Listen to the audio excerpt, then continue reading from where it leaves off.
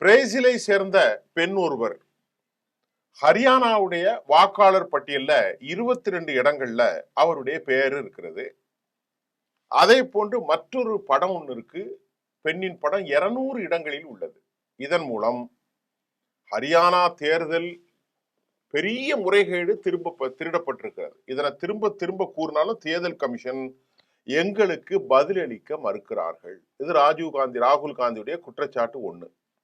இரண்டாவது, டூப்ளிகேட் வாக்காளர்கள் பெயர்கள் ஏன் உள்ளது என என்னிடம் தேர்தல் கமிஷன் சொல்லல. நான் கேட்டு பார்த்தா தேர்தல் கமிஷன் அதுக்கு பதில் தர மறுக்கிறாங்க. இந்த கேள்விகளுக்கு தேர்தல் கமிஷன் எனக்கு பதில் தர மறுப்பது மட்டும் அவங்கள்ட்ட பதிலும் இல்லை. பீகாரில் எஸ்ஐஆர் பணிகளுக்கு பிறகு 1.2 லட்சம் போலி வாக்காளர்கள் ஏன் இருந்தார்கள்? அதாவது நீங்கள் அமைப்புகளை கைப்பற்றி உள்ளீர்கள் என்பது தெளிவாகிறது. அவர் பேசுறார், தேர்தல் கமிஷன் எவ்வாறு விஷயங்களை முற்றிலும் விதிமுறைக்கு மாறாக செய்கிறது என்பதை நான் சுட்டிக்காட்டியுள்ளேன். இந்திய தேர்தல் ஆணையம் பெரிய அளவுல மோசடி செய்திருக்கிறது. பிரேசில் நாட்டை சேர்ந்த ஒரு பெண்ணுடைய படம் 22 இடத்துல இருக்கு.